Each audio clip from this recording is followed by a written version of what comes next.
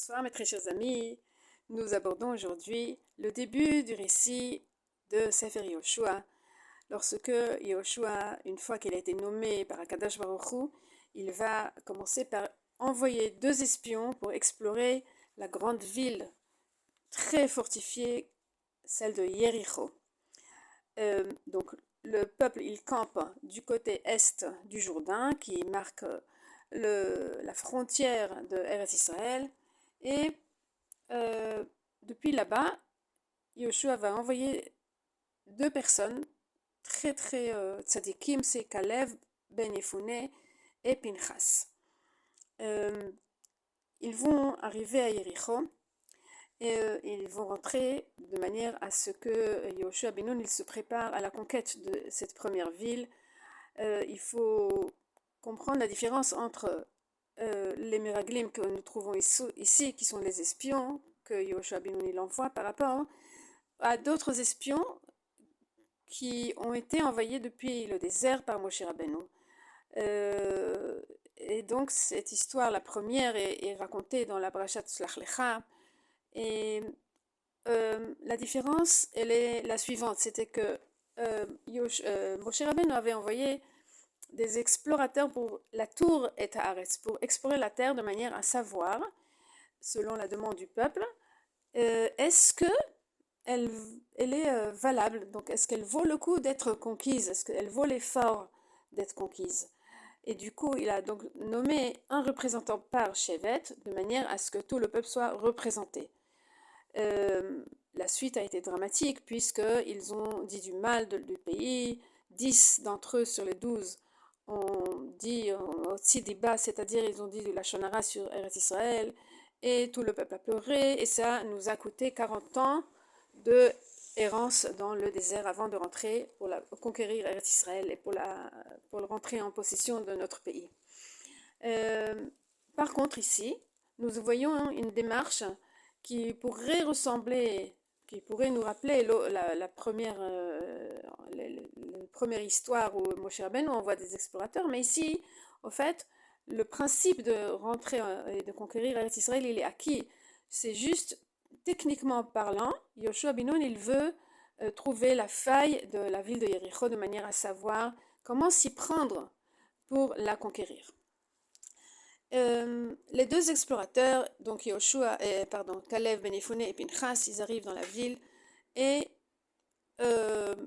voilà que le roi il entend que 2 explorateurs, 2 espions sont entrés, des espions qui étaient envoyés par le peuple d'Israël, et donc il ordonne de les rechercher.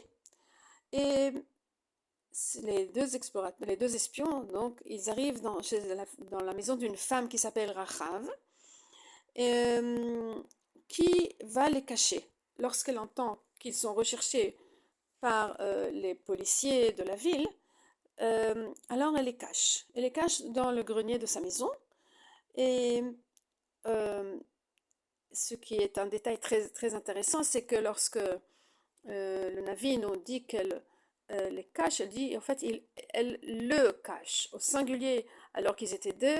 Et nos commentateurs nous expliquent, Rashi explique, et les Mefarshim nous disent qu'en fait, Pinchas, il était un homme tellement spirituel, tellement élevé, qu'il s'était rendu invisible. Elle n'avait pas eu besoin de le cacher, elle a eu besoin de cacher que Kalev. Et donc, elle les cache, et lorsque les policiers viennent dans sa maison, pour voir si elle n'a pas vu, si elle n'est pas en train de cacher les espions. Alors, elle leur dit, ah, les 2 espions, oui, ils étaient par là, je les ai vus, mais ils se sont enfuis, ils sont partis, voilà, ils sont partis dans la direction, dans cette direction-là, mais allez-y, peut-être vous allez pouvoir encore les rattraper. Donc, Rachav est très intelligente, au lieu de dire, non, pas du tout, j'ai vu personne. Si elle répondait comme ça, ils auraient fait des recherches et les auraient retrouvés peut-être. Mais elle, donc, Rachav, elle leur dit qu'ils étaient là, mais qu'ils sont partis. Donc c'est fiable, ça inspire la confiance. Et ils sont partis.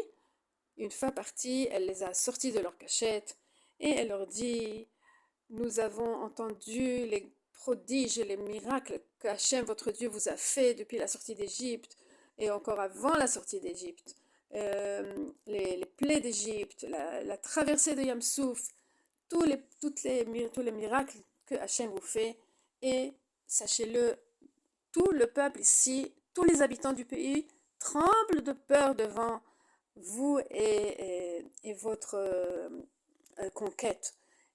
Il y a eu aussi des conquêtes déjà contre Og Melech Bashan. C'était un roi très très puissant qui était à l'est du Jourdain. Et donc les habitants du Eretz Israël, ils étaient effrayés devant l'arrivée de Yoshua et tous les Bnei Israël. Et elle leur dit, regardez, quand vous retournerez pour conquérir notre ville, Yericho, alors là, je vais vous aider aussi à vous enfuir, vous allez descendre par cette corde vers l'extérieur de la muraille, puisque Achav, sa maison, elle était dans la muraille de Yericho. Ça veut dire que la muraille, elle était tellement épaisse qu'on pouvait construire une maison à l'intérieur de cette épaisseur. Et qui bachomahi oshavet, elle était installée, elle vivait dans l'épaisseur de la muraille. Et donc elle avait aussi des fenêtres qui donnaient vers l'extérieur. Et c'est comme ça qu'elle les fait descendre. Elle leur dit, vous allez fuir, vous allez courir tout droit là-bas et vous allez réussir à vous sauver. Mais quand vous reviendrez, jurez-moi que vous me sauvez la vie. Alors ils lui jurent, ils lui disent, tu vas mettre un fil rouge à ta fenêtre, de manière à ce qu'on reconnaisse où elle est ta maison, quand on retournera ici pour conquérir Yericho. Et tous ceux qui seraient dans ta maison, de ta famille, ils seront sauvés, ils seront sains et saufs. Et effectivement, c'est ça qui va se passer. Cet épisode est terminé ici parce que maintenant, le pérec suivant, les deux prakim suivants vont aborder un autre sujet qui est la traversée du Jourdain, du Yarden, du fleuve, et on tournera au sujet de la conquête elle-même après la traversée du Yarden. Avant de passer au deuxième sujet, on va un petit peu s'attarder sur la personne de Rachav. Rachav, au fait, le Navi l'a décrit comme une femme qui n'est pas de très grande classe, on va dire, on va appeler ça les choses comme ça, mais Rachav, au fait, nous dit la Gemara, dans Masechet Zvachim, dans la Masechet Megillah, et dans les Midrashim, Rachav, elle a fait tchouva, elle s'est convertie, et elle s'est mariée avec Yoshua bin Nun. Donc, elle a eu des descendants extraordinairement élevés, comme par exemple Yirmiyahu, le prophète Jérémie, Yirmiyahu, et Yechezkel, et également Hulda, la prophétesse. La Gemara, elle souligne le fait que une personne qui fait tchouva et qui rejoint comme ça de manière pure le peuple d'Israël, alors et qui fait preuve d'une croyance extrêmement solide, alors elle est grandement récompensée. Voilà, donc la suite, c'est l'histoire extraordinaire de la traversée du Yarden. Alors, si je vous dis Kriyat Yamsouf, Hachem il a coupé la mer Rouge, et les Bnei Israël en sortant d'Égypte, ils ont traversé la mer, c'est un récit incroyablement, c'est un miracle inimaginable. Mais ce que je vais vous raconter maintenant, eh bien, c'est un miracle pas moins grand. Il se passe que les Bnei Israël, ils sont arrivés pour rentrer dans le pays, ils sont rentrés par l'est. Au fait, en sortant d'Égypte, si vous regardez la carte, et que vous voulez aller d'Égypte en Eretz Israël, mais en faisant un détour, puisque les Bnei Israël, ils sont descendus d'abord dans le Sinaï, et ils ont marché là-bas, 40 ans, mais ils ont fait un grand détour, et ils sont arrivés, au fait, par l'est et par le sud-est. Et donc, ils vont rentrer par l'est de Eretz Israël, à la hauteur du nord de la mer Morte, de Yam HaMelach. C'est là où se situe d'ailleurs la ville de Yericho jusqu'à aujourd'hui. Il y a encore les ruines de cette ville. Alors, ils campent pas loin du fleuve, Et sachant que il s'était passé aussi quelque chose du temps de Moshe Rabbeinu, c'est-à-dire que lorsque Bnei Israël était en train d'arriver donc par cette région qui est la Jordanie d'aujourd'hui, eh bien les terrains étaient tellement fertiles et tellement adaptés aux troupeaux qu'ils avaient qu'il y avait deux tribus et encore la moitié d'une troisième tribu qui sont la tribu de Réhouven, la tribu de Gad et la moitié de la tribu de Ménaché qui sont venus demander à Moshe Rabbeinu s'ils pouvaient rester s'installer dans ces territoires-là, puisque le pâturage était très adapté à leurs troupeaux, ils étaient très riches en troupeaux, et Moshe Rabbeinu leur avait accordé de s'installer dans cette région-là, à la condition que les hommes rejoignent les autres hommes des autres Shvatim lors de la conquête de Eretz Israël. Donc, à ce moment-là, lorsque les Bnei Israël campent, ils sont au fait là où habitent déjà depuis un petit moment les deux Shvatim, les deux tribus et demie. Et à ce moment-là, Akadosh Baruch Hu, il se dévoile à Yoshua ben Nun, il lui dit, aujourd'hui, je ferai de toi un homme qui, qui sera reconnu par tous les Bnei Israël, autant que Moshe Rabbeinu avait été reconnu par tous les Bnei Israël. Il va se passer aujourd'hui des miracles incroyables. Alors, Bnei Israël, ils reçoivent l'ordre de laisser passer les Kohanim qui portaient le Aaron Abrit. L'Aaron Abrit, c'est-à-dire c'est le coffre qui contenait les tables de la loi, les Luchot Abrit, qui normalement, lorsque pendant toutes les années où ils marchaient dans le désert, les 40 ans, ils avaient un ordre précis où les Shvatim, ils campaient, où ils avançaient toujours dans le même ordre. Il y avait 3 Shvatim de chaque côté,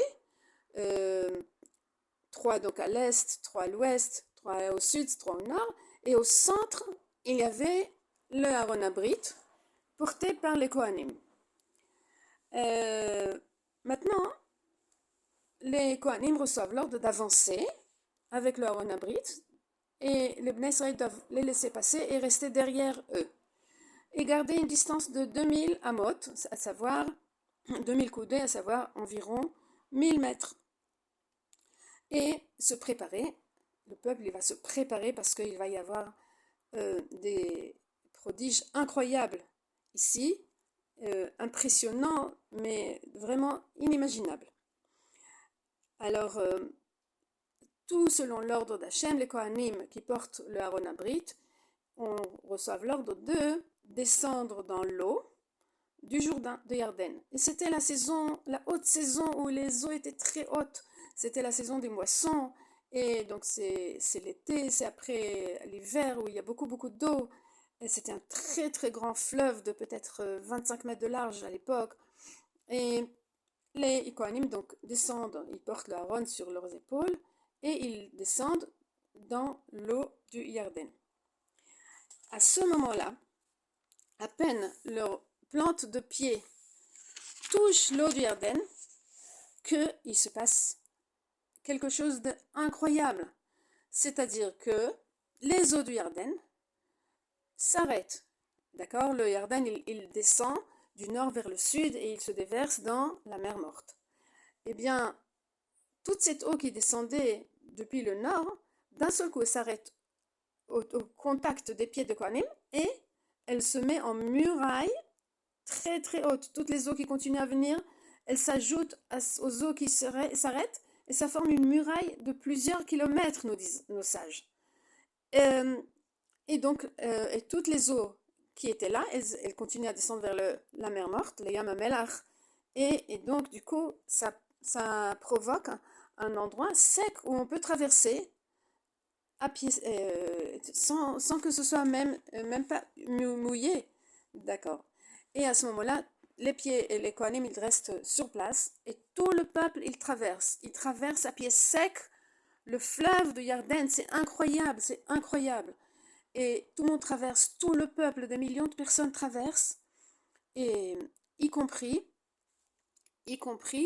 les guerriers, c'est-à-dire les hommes des deux tribus ennemies, Reuven, Gad et la moitié des gens de Ménaché, qui avaient choisi donc de s'installer à l'est de Eretz Israël, mais maintenant ils vont traverser avec tout le monde. Et cette muraille, elle est vue par toutes les peuples des environs. C'est-à-dire que c'est tellement haut que tous les peuples des environs, ils voient le miracle. C'est incroyable. Euh, Lorsque tout le monde a terminé de traverser, Hachem, il demande à Yoshua, maintenant désigne 12 personnes, 12 représentants, un par chevet, un par tribu, qui vont, eux, maintenant prendre chacun une pierre qui se trouve au pied des Kohanim, là où ils sont en train de ne surtout pas bouger au début du fleuve, d'accord, encore du côté est, et chacun porte une pierre sur son épaule de manière à la porter à l'endroit où vous allez passer la nuit. La nuit suivante, vous allez encore marcher dans Eretz Israël et vous allez vous arrêter à un endroit qui s'appelle Gilgal. Et à cet endroit-là, vous allez faire un monument de manière à faire savoir, à faire savoir par vos enfants qu'il y a eu ici un Ness incroyable et qu'ils sachent pour toutes les générations qu'on n'oublie pas ce Ness que vous avez eu, vous avez vu de vos yeux comment le fleuve s'arrête et à ce moment-là, voilà, il restera de ce moment-là, un monument. Maintenant, tout le peuple a terminé de traverser, également les 12 représentants avec les pierres, et à ce moment-là, Hachem, il dit à Yoshua, maintenant dis aux Kohanim d'avancer eux aussi. Et là, il se passe encore un miracle incroyable, c'est-à-dire que dès que les Kohanim lèvent les pieds de l'endroit où ils s'étaient arrêtés, et qui a provoqué que le fleuve s'arrête de couler, à ce moment-là, l'eau, elle va se déclencher à nouveau. Mais là, il y a un miracle, c'est qu'au lieu que ce soit les Kohanim qui portent le Aaron Abrit, qui contient les luchot, les tables de la loi, n'est-ce pas? Eh bien, il se passe que c'est le Aaron, il se porte lui-même et on dirait que c'est comme un oiseau qui porte sur ses ailes les Kohanim. C'est pas eux qui portent le Aaron, c'est le Aaron qui les porte. Et de cette manière-là, les Kohanim aussi, ils sont arrivés du côté ouest du fleuve, dans la rive ouest, à savoir déjà sur la terre sainte, Eretz Israël, Eretz Kenan, comme elle est appelée dans le Tanakh. Voilà, le fleuve, il reprend son cours normal et cette histoire se termine pour l'instant comme ça. Et voilà, j'espère que ça vous a plu, c'est vraiment passionnant. Et on verra la suite de l'histoire de l'entrée dans Eretz Israël. À bientôt.